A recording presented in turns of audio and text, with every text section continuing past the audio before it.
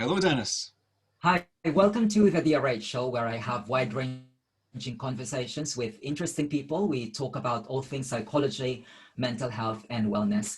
Today, I'm joined by the President-elect of the British Psychological Society, Professor Nigel MacLennan. Thanks for joining me.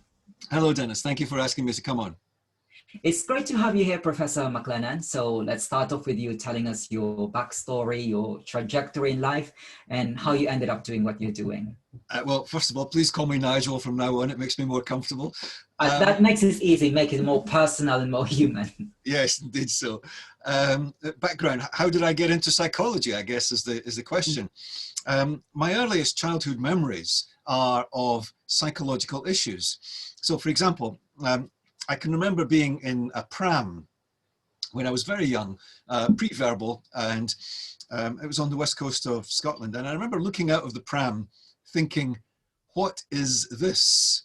Obviously the words weren't quite there, but that was the sense. I was looking out wondering, what on earth was this? And that led me to also have a sensation, what am I? What is this thing that is doing the thinking? And I can remember being quite perplexed about the whole experience, and it is my earliest childhood memory. And you can see the antecedents of being interested in psychology in that kind of memory. And then another slightly later memory, when I was about 2.5, my father was, I had a little plastic paddling pool.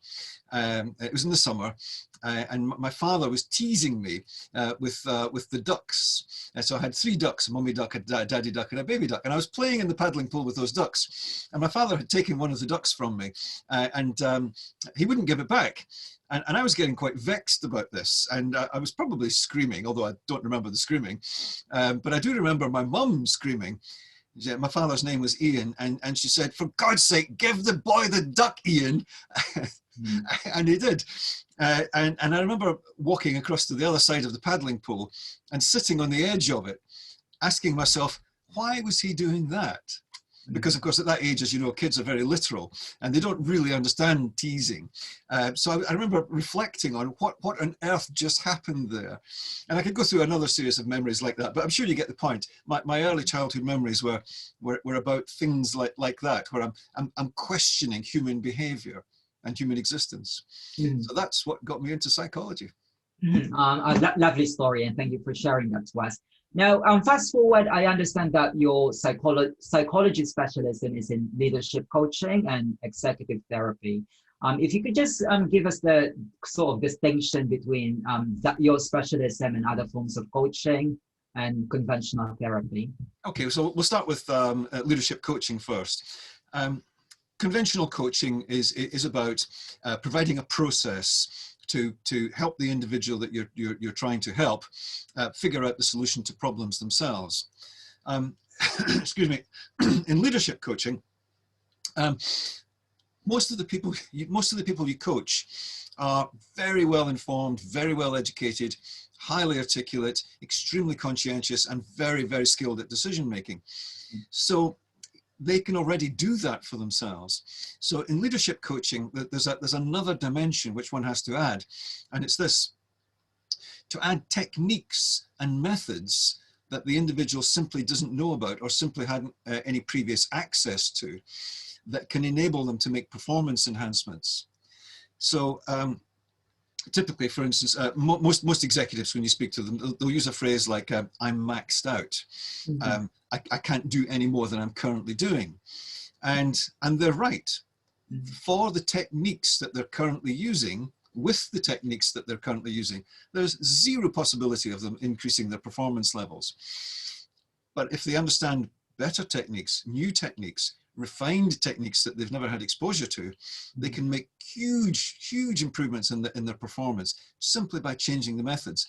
So if I was to try and give you a label to describe that, I might say something along the lines of: a leadership coach is less a psychologist and more of a methodologist. Somebody who studies and collects superior methods that help people to perform at a higher level, and shares that with the people that they're trying to develop.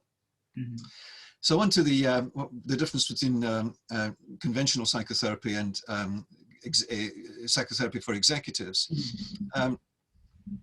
most executives who get to the point of having a problem of one kind or another are what in clinical psychology terms would be called high functioning clients.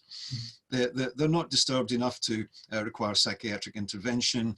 They're certainly not disturbed enough to need to go and see a clinical psychologist. But their performance is impaired enough for themselves and other people around them to notice it. So the thing that someone who specializes in executive psychotherapy has to do is first of all, understand the executive's world. So if they don't understand that the pressures that an executive is under, the decisions that an executive has to make at the speed that the executive has to make them, and also understand the psychotherapeutic methods to help individuals in that situation, and understand techniques that can really make a difference on the spot, then they're not going to be very effective. So one of the things that I quite often find is that executives I've been working with, they've been to see psychologists who don't specialize in executive psychotherapy, and it's not been very successful because however good the psychologist is, they just don't understand that world, and as a result they can't really help the client. So those are the main differences I've observed over the years, and I'm sure there are others we could go into in great depth if we had more time. Absolutely. I'd just like to touch upon the point that you've alluded to earlier. You mentioned that psychological leadership coaching rather is more of a method rather than psychology. So would you say that academic qualifications is essential in becoming a leadership coach? Because what I mean by that is university level kind of qualification. Because when you go to Google and you type in leadership coach or lifestyle coach, and you would see a lot of people offering similar services that you offer, and they don't necessarily have an academic qualification. And they just say that they are rather expert by experience. So what's your insight about that? I think you've hit the nail on the head there, Dennis. Expertise by experience is enormously more valuable than expertise by academic qualification. In all the years I've been coaching, never once have I had a client ask me about my qualifications. Never once. And the reason for that is, frankly, clients don't care. The only thing clients care about is, can you help them? Are you willing to help them? Are you available to help them? If you can answer those questions in a way that the client is encouraged by, then they're not interested. They're not even slightly interested in your academic qualifications. In fact, I'd maybe even go a little bit further, and this maybe go a little bit too far, but to make the point, some clients have made it clear that they don't want academics. The reason they don't want academics is they want people who can do it in the real world, who have done it in the real world, who can continue to do it in the real world. And many business people have a quite negative view of academics. Yes, of course, they respect that academics have to do their research and society needs those people to do their research. But when it comes to putting an academic into an advanced practical environment, many practitioners are jaded, maybe even slightly cynical about academics. You mentioned about real world, so I'd love to ask you this, because I could imagine that your role would oscillate between the business sector and the psychological community. So can you identify things that psychologists can learn from people in the business sector? Oh my goodness, this is a huge list. All right, so here's one of the things that I spot over and over again. Psychologists, as a professional grouping, claim to be making evidence-based decisions, and only making evidence-based decisions. Well, let's look at the realities of that. Can we make evidence-based decisions about the etiology of a person's psychological problem? No, we can't, because we simply cannot get to the bottom of the etiology. Yes, the person will have a perceived etiology. They'll think they know what the causes are, but anyone who's been in psychotherapy for any period of time will know that a person's perceived causes of a problem are very, very rarely related to the actual causes of the problem. So in business, if you were to claim to be an evidence-based decision maker, you probably wouldn't survive too long, because most business people realize that the vast majority of decisions that you have to make simply cannot be made with the evidence, because it's too expensive to get the evidence. It takes too long to get the evidence. And even when you get the evidence, it's incomplete. So they're quite happy to admit that they make decisions that are inference-based. In other words, they make an informed decision, and the wisest of them, in my experience, will say that more often than not, when they're making an executive decision, it's well-informed guesswork. So it might go something like this: based on my experience with incomplete information, when I have seen this particular situation, the approach that I'm about to recommend is the approach that most often works. So they're acknowledging that they're guessing, they're acknowledging that maybe there's a little bit of experiential pattern recognition based decision making. But I don't know any senior executive anywhere that I've coached over the last 30 plus years who would claim to be an evidence-based decision maker. They just don't survive. So I think if psychologists embrace that and realize that we simply don't have the vast majority of evidence to make the decisions that we'd like to make. Yes, we'd love it to be an evidence-based profession. You know, we'd love to make all of our decisions based on hard evidence. Well, sometime in the next 3,000 or 4,000 years, that might happen, but certainly not in my lifetime. Okay. Now let's move on to another aspect of your role. Because when I was preparing for this interview, I saw your university page at London Met, and then you mentioned that there's a myth around great leadership. Can you expound more on that myth? Yes, the myth is that the leader comes in with on a white horse and has all the answers. And can direct everybody to do exactly what's required. The leader on the white horse myth. Of course, leadership is nothing even close to that. The vast majority of instances that you observe really good quality leadership, you'll see that almost all of the decisions that the people are making to solve the problems are emergent decisions. In other words, they start off with a rough guess of what they need to look at, and then they start looking at it. And then the information that they gather gives them further insight into what they then need to look at. And that process is iterative and ongoing. And eventually they'll come up with a working hypothesis on some of the solutions. But that's just the start of the process. They then start testing that hypothesis with other well-informed individuals in the organization. And they start finding out which approaches, which hypotheses have got support, which ones will work but don't have support, which ones don't have support but will certainly work if you can get the support, and so on and so on. And that process is very, very iterative, very, very emergent. Very rarely do you find a leader who comes along with all the answers. But that's the myth of leadership, that the leader somehow or other between their ears can spout pearls of wisdom, and all the problems are solved. So there's a lot of mythology around leadership. It's emergent, it's iterative. The mistakes the leaders generally make are the things that teach them how to lead well. So there's a good reason that effective leaders are generally older. And that's not to say that there aren't some great young leaders. There have been many great young leaders in history, but there's a good reason that the most effective leaders are generally older. It's that they've been through the battles, they've made the mistakes, they've learned from the mistakes, they've corrected their mistakes, they've refined their approaches in method that weren't quite right, but were nearly right, and so on and so on. So I think that good leadership is probably a grey hair profession for the majority of people, although, as I say, there are many great leaders in history who have done fantastic things who didn't have grey hair. Now, I understand you're also the founder of PsyPerform. So is this part of what you do within your organization? That's right.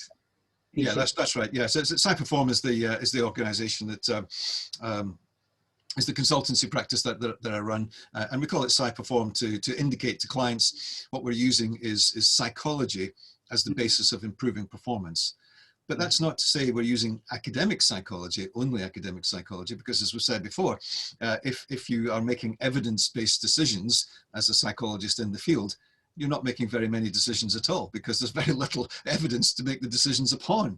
So we use best practice psychology, cutting edge psychology, techniques that we've developed ourselves, to help the clients improve their performance. So for instance, something I did a few years ago when I was looking into vision formation, I was working with some clients that were trying to create a vision for their organization. And I went to the literature to see what there was on the criteria to assess an effective vision. Nothing. nothing of merit that I could find at all. I thought, oh my goodness gracious, you know, how could the whole profession have missed this?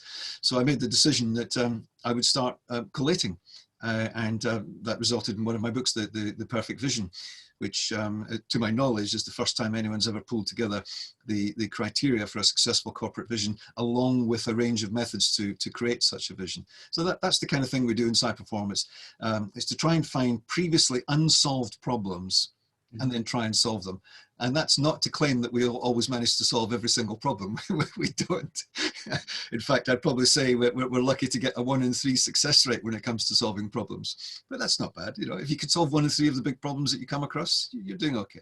Yeah, that's not bad. But I would imagine you would encounter some challenging situations with leaders, especially, you know, they're focused on revenue rather than actually improving, let's say, the workplace well-being. So how can you communicate to people that psychology can really add value to an organization? Because a lot of time they just, as you've said, most of the decisions they're making within an industry is based on intuition. So how do you convince them that psychology can really add value? Okay. There's multiple ways of doing it. The way that I prefer to do it is to give them an experience of how their own psychology can change their performance. So one of the fields I made some advances in is in the field of innovation and creativity. And I'll say to them something like this. You know how important innovation is. You know that companies that don't innovate don't survive. Yeah, of course I know that, Nigel. Okay, so generate some ideas for me now, please. I can't do that. You can't do it just like that. And I say, what if I told you that there was a technique you could use that you could generate ideas right here, right now, on demand, in real time? Would you want to know about it? And they would say something like, well, I don't think such a thing exists. Does it? I say, well, how about we try it? Okay, I'd like you to, and then I'll take them through a little routine, which I won't cover here because it'd take too long. And then they'll generate ideas right there and then, on the spot. And after they've got maybe 4 or 5 ideas, I'll explain to them how the method worked. And I'll say to them, that's an example of how your psychology can change performance, because they've just experienced it themselves. They've had a new thinking model that then enabled them to generate ideas right there and then on the spot. So they then understand that changing psychology changes performance. Then it makes it a pretty easy sell to show them some of the other techniques that will also change performance. And I would imagine that negotiation would also involve a lot of psychology. Yeah, the biggest element in negotiation I've ever come across that predicts whether or not someone can negotiate well is awareness. So it's awareness on multiple levels: awareness of the environment in which they're negotiating, awareness of their own needs and their own ability to deliver, awareness of the other person's needs and ability to deliver, and awareness of the other person's psychology, and awareness of their own psychology. And I found over the years, actually, and this is going to sound a touch controversial, but the best psychologists are not people who studied psychology. It's people who've practiced psychology day in, day out for decades. So when it comes to negotiation, very rarely have I found psychologists are brilliant negotiators. I find that purchasing directors, purchasing managers, sales directors, sales managers, salespeople, they're absolutely phenomenal negotiators. And when I was trying to understand negotiation in a bit more detail, I was going on a series of trade missions overseas, and I had the good fortune to meet several diplomats, and I was asking them about their negotiation techniques. And when they're trained, they go to, I'm going to give it a label just to make it easy, diplomatic college, and they learn all about the techniques of diplomacy. And a major technique in diplomacy, sorry, the major techniques in diplomacy are pretty similar, nearly identical, in fact, to the major techniques in negotiation. I could actually sense how passionate you are about the practical applications of psychology. And I've noticed that you've written a number of books in the field of applied psychology. But one of the most intriguing titles that I've come across with your work is The Perfect Coach. So is there really a perfect coach, an ideal coach? And if there's one, what makes one a perfect coach? Well, if there is a perfect coach, it certainly isn't me. But yeah, I think the book title is aspirational. It's saying, you know, if you want your coaching to be better, then aspire to be the perfect coach. And of course, none of us ever get quite there. What's special about really, really good coaches? Well, all coaching that's successful has one thing in common, and that is the ability of the coach to form a really, really strong rapport with the person that they're helping. Now, that's not to say that you can't coach in the absence of a rapport. You can, I have, many people have. But on the whole, the quality of the rapport is one of the key predictors of successful coaching outcomes. What comes after that? Well, if the coach is able to inspire the coachee to take ownership, to take self-responsibility, then you'll see dramatic changes in performance.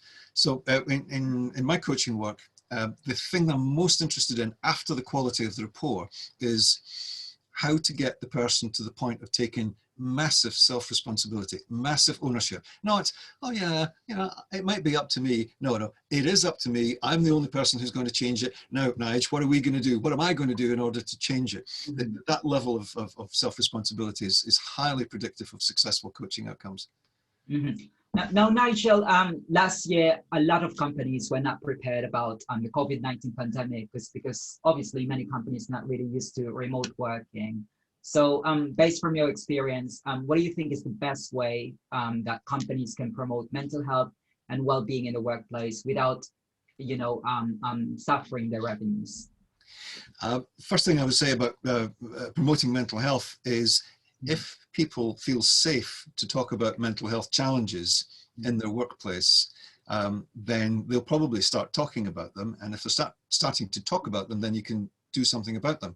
So in an environment where the leaders, the managers, the executives, they're all psychologically strong, stable, they never have any mental health issues, or at least that's the way it appears, they never express any vulnerability or weakness, they're sending, unknowingly, they're sending the signal to their staff, we don't expect you to have mental health problems, and if you do have mental health problems, this is not the place for you.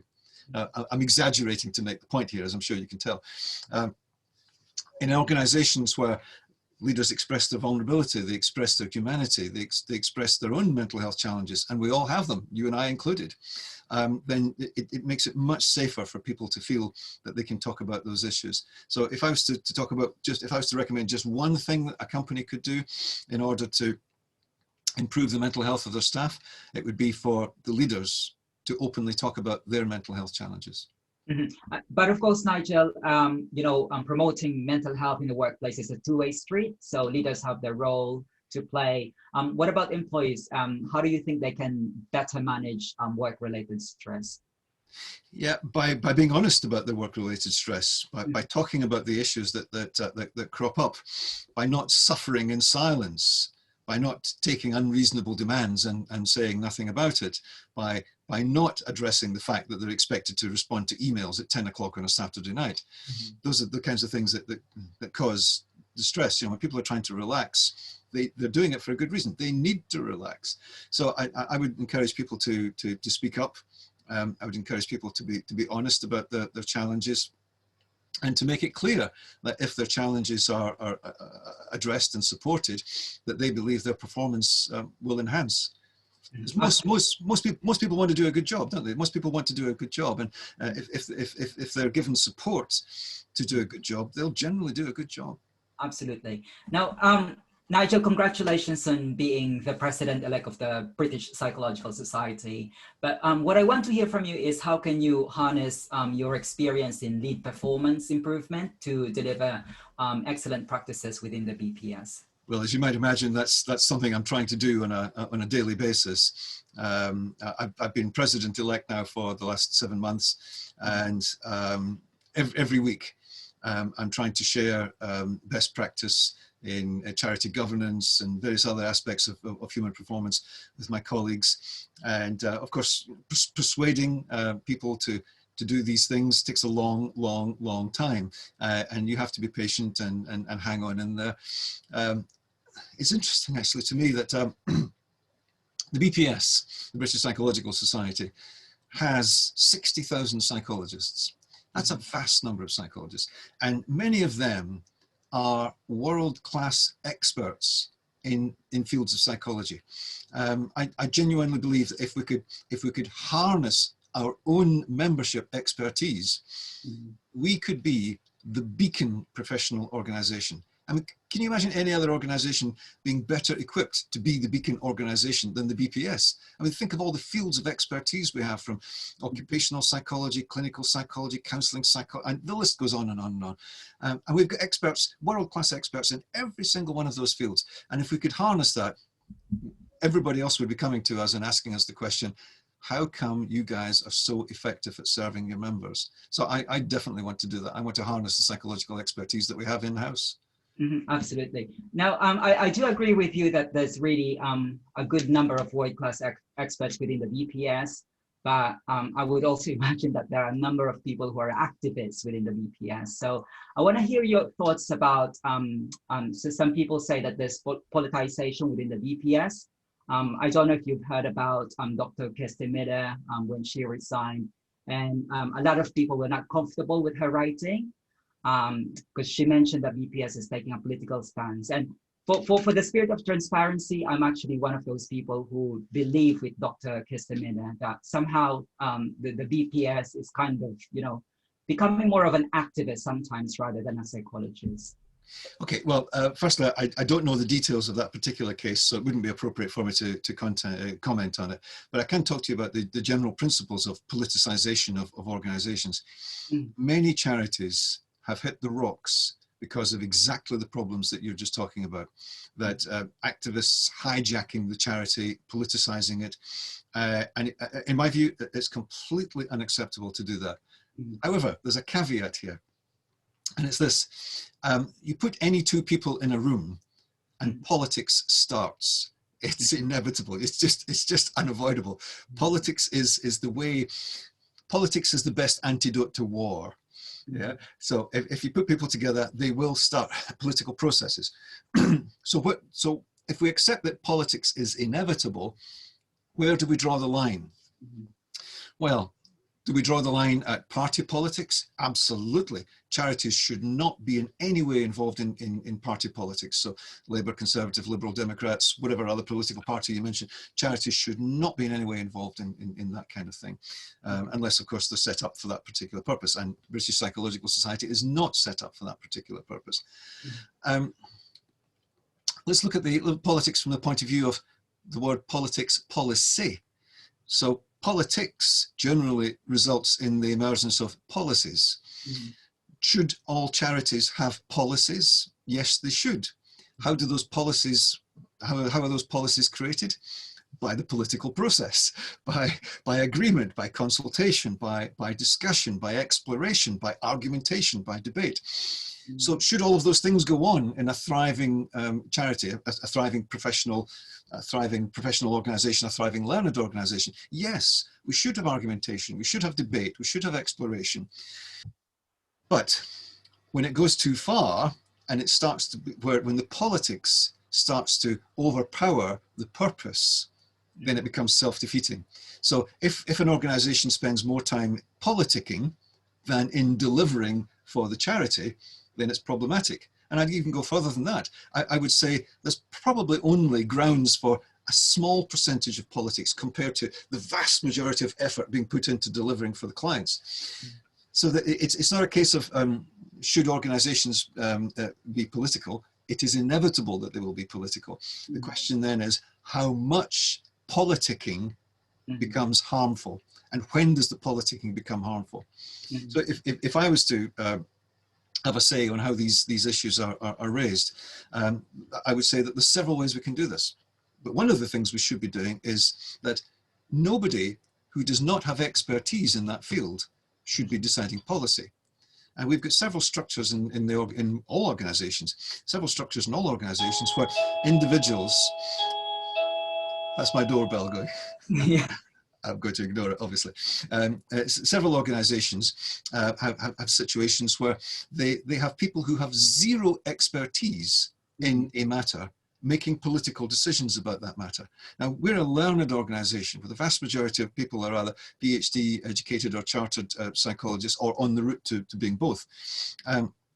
So I think we should be making our political decisions, and I'm using that political with a non-party political sense. We should be making our policy decisions using our in-house experts, and those who do not have expertise in that particular field should not be involved in that decision making. It's something that plagues organizations right across the world. How far do you take the politics before you damage the organization? And BPS, like many organizations, struggles with that on the horns of that dilemma on an ongoing basis. And I think sometimes we go too far towards politics, and sometimes we don't go far enough. In other words, we don't consult widely enough. We're not engaging in the political process properly. So I think it's something we need to be very mindful of and prevent ourselves getting sucked into. I'd just like to follow up on that point. You mentioned that the BBC is such a dynamic and big organization. I suppose you liken it to a charity. I would liken it to the BBC. Sometimes it's being accused of being overly left-wing. And I suppose there's a number of research that academics leans towards the left-wing kind of politics. And I would suppose that would also be reflected within the BPS, because a big chunk of BPS members are actually academics. So sometimes you would, as you mentioned, that this kind of politics tends to be reflected within the BPS.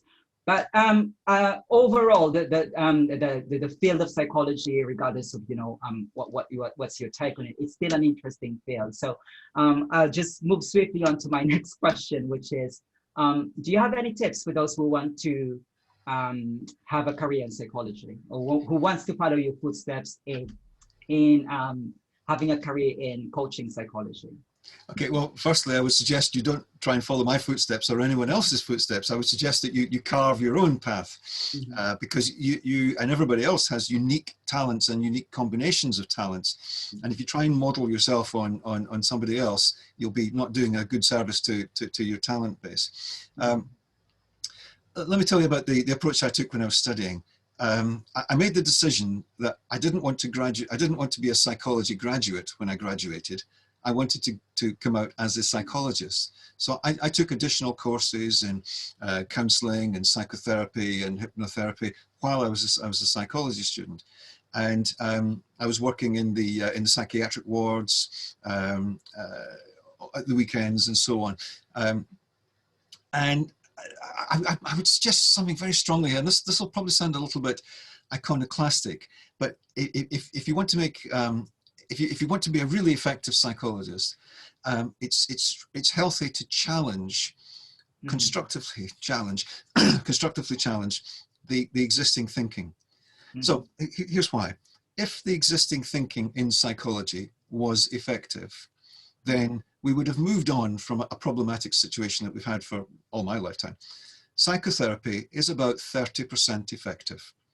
30% of people get better, 30% of people stay the same or get worse, and 30% of people get better speaking to friends and colleagues, not psychologists. So psychotherapy, as provided by psychotherapeutic professionals, is just as effective as a chat with friends. Now, when I say that, most psychologists hate it, but if you go to the meta research and look it up, you'll find out that's exactly the case. So if the methods that we had in psychology were really super effective, then we'd have moved on from that 30% efficacy rate, which is, by the way, just the same as the placebo effect, which is rather worrying. A psychotherapist is just as effective as the placebo, and I include myself in that. I'm not pointing any fingers at anybody. So if you want to be effective as a psychologist, my recommendation would be find the problems, and there are lots of problems in psychology, and put your thinking apparatus around them and ask yourself, why is this problem here? What is causing this problem? What different approaches might make a difference? What could I do that isn't currently being done? What should be tested that isn't currently being tested? So my challenge to anyone would be, find the problems and constructively work. But there's something one needs to be very cautious of here. Some people take that to mean, yes, as a psychologist, you should criticize everything. everything is wrong and you should start afresh. No, no, some things work really, really well in psychology. You know, we understand a lot of some things, and some things we've got no idea about at all. I mean, we're completely clueless about. So it's not about challenging everything. It's about challenging what's obviously not working. So if I was starting out in psychology again, I think some of the fields I would look at to try and solve problems would be around consciousness. So let me show you why consciousness is such a big issue. In psychotherapy, this is the psychotherapeutic process. We take one consciousness that is having a problem and we communicate with another consciousness. We don't know what consciousness is in the first person. We don't know what consciousness is in the second person. And we don't know the processes that take place to communicate between the two of them effectively. We don't fully understand communication. We don't even know how language is formed in our minds. Is it formed teleologically? Well, it must be to some extent, but that's a whole debate for another day. So we've got this one consciousness speaking to another consciousness. We don't know what the first consciousness is. We don't know what the second consciousness is. We don't know the communication processes that are taking place between them. And yet we claim we can control the psychotherapeutic process. Can you see how ridiculous a claim that is? I mean, it's farcical. It's just ridiculous. We know so little about the human brain. I want to choose a field like that. And there's another one, you know, that really perplexes me. And I'd love to get my teeth into it, but I don't have enough lifetime left to get my teeth into this one. And it's this, human memory. Where in the brain is memory stored? Well, of course, no one knows the answer to that. Yeah, we can give you lots of theories, but we can't say. And we say, well, the hippocampus is involved in memory. Yeah, that's right. We can say the hippocampus is involved in memory. It might not be the store of memory. It might be. Here's another question that perplexes me in memory. When you recall something, your brain must know where that memory is stored so it can access it immediately. Yeah, so you must have a meta memory, a memory of where the memories are stored. How does that meta memory work? Where is that meta memory? What's the mode of electronic transmission? Is it electronic transmission? Is it a biochemical reaction that we're storing? Can you see some of the questions that we have here? The vast questions. We know next to nothing about how the human brain works. And let me go back to that problem in language creation.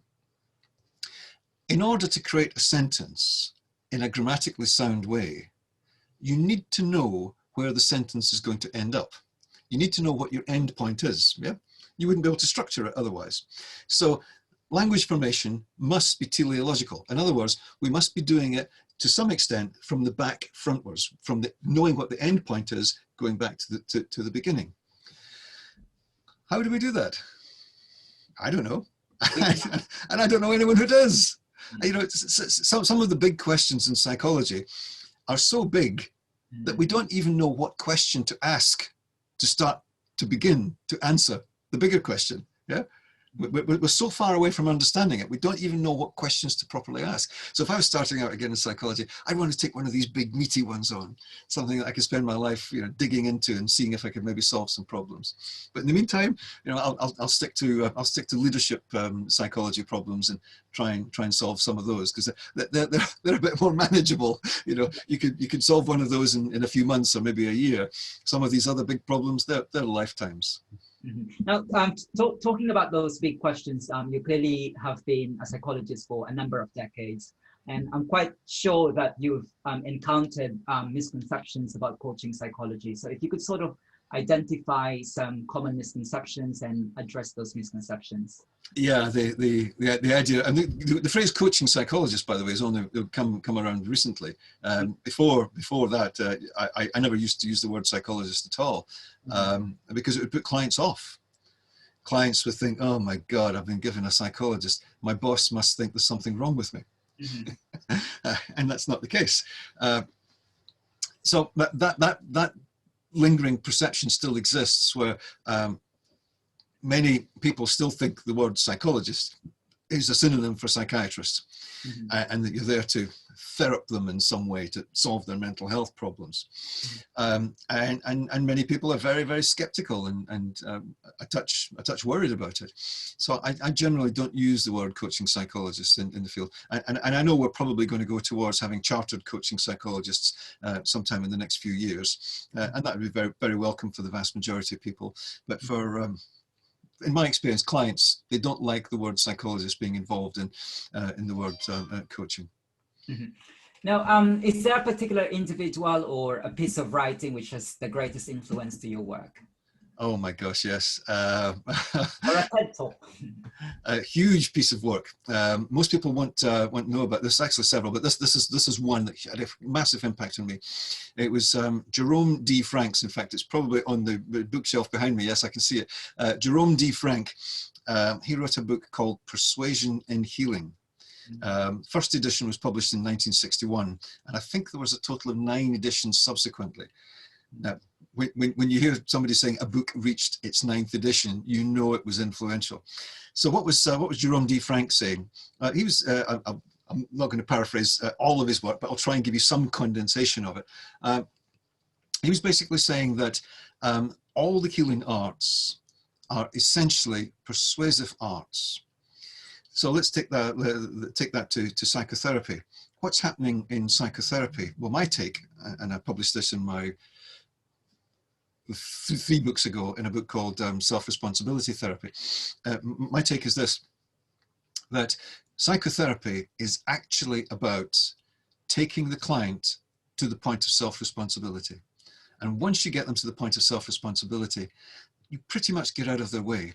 Yes, you can help them with a few techniques, a few methods that they can adopt. But once they've got to the point of self-responsibility, as long as they know how to keep that self-responsibility, they can solve their problems. And Jerome D. Frank never actually said that in his book. I was trying to go beyond what he did in my work.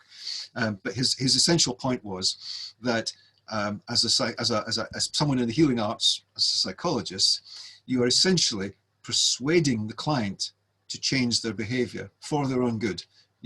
And I would say you're persuading them to take self-responsibility for their own good. So yeah, persuasion and healing, huge impact on me. Some of the other stuff, Thomas Zatz's work, the anti-psychiatrist, Cochrane's work, again, another of the anti-psychiatrists looking at the social causes of mental illness, found that fascinating. I could go on and on and on all day. I won't start, because if I do, I probably won't stop.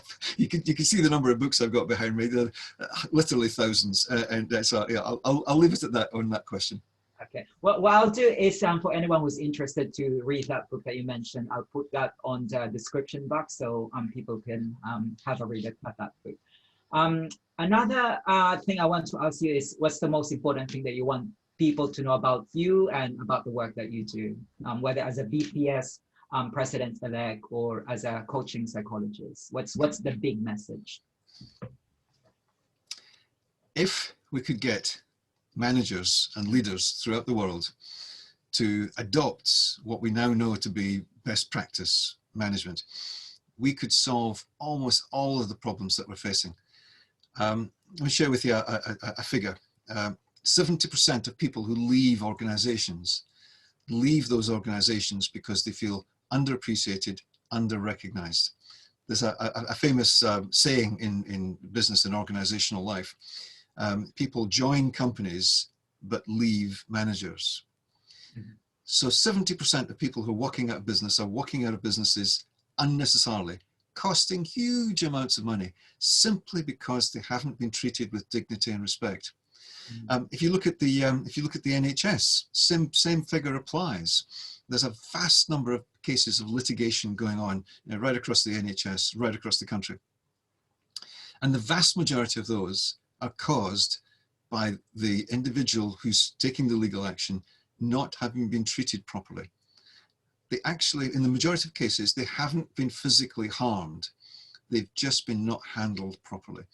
So the biggest thing I would say is that if leaders and managers learn the skills to perform better as leaders, as managers, and practice those skills rather than just see them as academic theories that they can prove they know, but actually implement those skills, we could solve huge numbers of problems. Absolutely. And how do you relax? What's your distressing outlet? Oh my goodness, so many. My most recent book, for instance, I just finished writing my first book of poetry. So I like to write poetry. I also like to sing. I enjoy singing, and I've quite often been hired by pubs. They usually hire me around about 11:15 on the grounds that if I sing for 15 minutes, the pub will be empty by 11 o'clock. And my neighbours insist that I sing at the weekends as part of their pest control drive. You would definitely have a career in singing if you choose to leave your coaching practice. But what do you think you would be doing if you didn't work as a psychologist? And don't tell me that you'll be a singer. Well, it's probably best for the world that I'm not a singer. Goodness gracious, there's so many things that I would have liked to have done. I think I would have loved to have studied medicine, but I would have loved it from the point of view of learning about it. I would have loved the learning curve for medicine. That would have been fascinating. But I'm not sure I'd have been happy practicing medicine because one is so constrained. You know, I don't think there's much. Yes, there is a small amount of room for creative maneuver, and yes, that, you know, there've been hundreds of thousands of physicians who've made hundreds of thousands of advances in the field. So I'm not saying that you cannot be creative and express your initiative in medicine. You can, but it's much more difficult in that field. You know, we've solved many of the problems. There's still some we haven't solved. For instance, I had a wonderful conversation with a professor of hepatology. That's the study of the liver. A few years ago, and he just retired, and he was at the stage of, you know, passing on knowledge and, you know, sharing his experience. And it's always great to speak to people in that stage of life because they've got that combination of freedom, but they've also got the determination to share. And I was asking him about the liver, and I was saying about the number of enzymes that there must be that are created by the liver and used by the liver. And he said, well, I could probably name you a couple of hundred at most. I said, given the complexity of the biochemical processes in the body, how many do you think there are? Oh, he said, thousands, maybe even tens of thousands. And we don't even know what they are. We can't detect them. So there's so much, you know, that could have been explored there. So I'd have loved to have studied medicine. I think I would also have loved to have studied law. Law would have been interesting, particularly going after corrupt individuals. I've got a very strong sense of social justice, and when I see corruption or mismanagement or misgovernance going on anywhere, I get a very strong sense of I need to put it right. And I think if I'd gone into law, I would have probably specialized in something like that. But maybe most of all, I would have loved to have lived a creative life. So writing novels, plays, poetry, songs, drawing cartoons. In my various books, I think I've published a total of about 500 cartoons.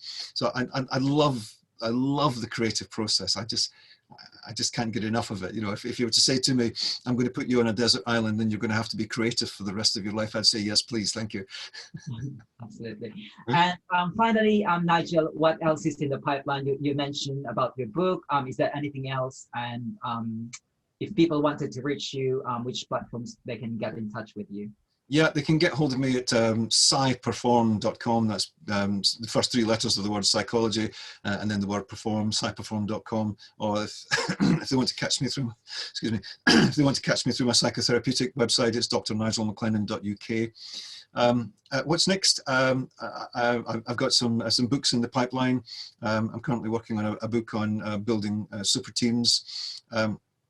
I've also been pulling together some really effective learning methods that seem to make a big difference. You know, study techniques, but beyond study techniques, more than that, because that's been done to death.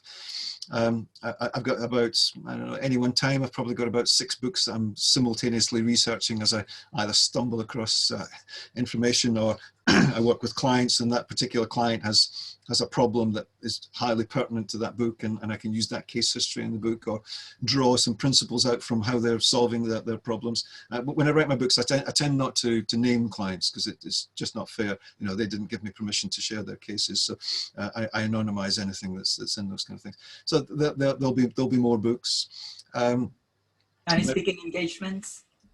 Speaking engagements, yeah, all the usual, yeah. For years, I've been traveling the world, giving lectures on psychology. But as you might imagine, with COVID happening right now, I haven't been out of the country since I returned from Australia on the 1st of March last year, and that's the longest I haven't been out of the country for a very, very long time. It's very strange not to be traveling and sharing information. A lot of people can relate with that, not being able to travel.